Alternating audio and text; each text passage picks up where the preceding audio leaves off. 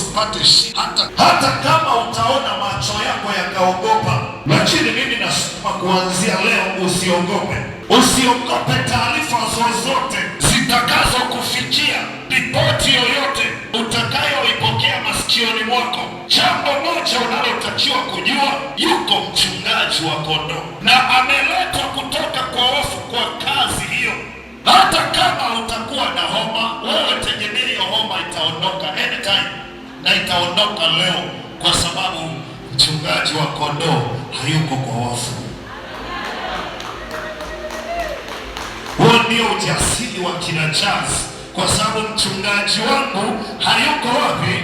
Hayuko kwa wafu, ameletwa kutoka kwa wafu. Sema tena basi, imeisha sasa.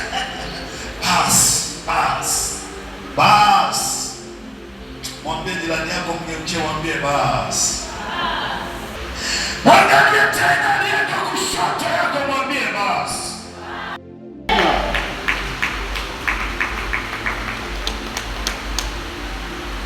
Vita vitainuka, ndio, kwa sababu wewe ni mtu thamani, na usiogope kupigwa vita, kwa sababu vita ingine. Na ujue mchungaji hawezi kukubali udhulumiwe uhai wako. Anasema hivi, walikuja dubu na simba. Nataka niseme polepole, ingawa ni makosa ndio yanarudia mgongoni.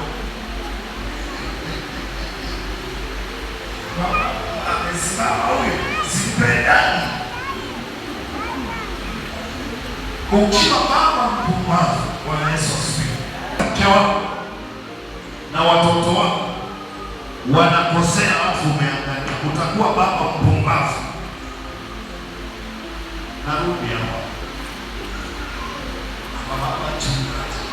Narudia tena, utakuwa baba mpumbavu au mama mpumbavu kama unaona uzao wako.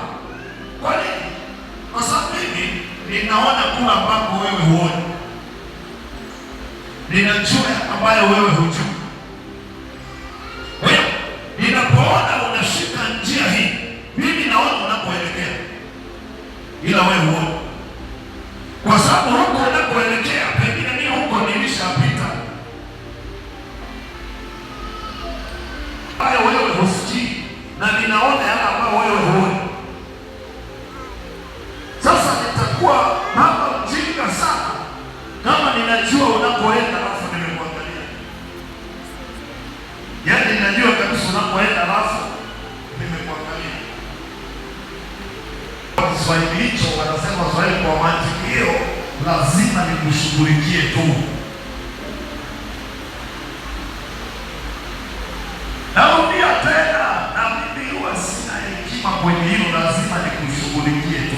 Kwa sababu najua unapoenda.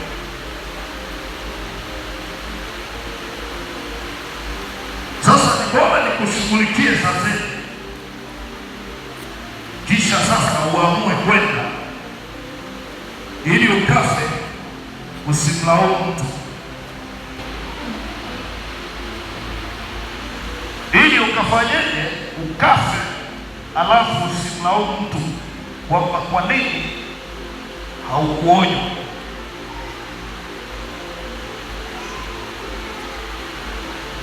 Bwana Yesu asifiwe.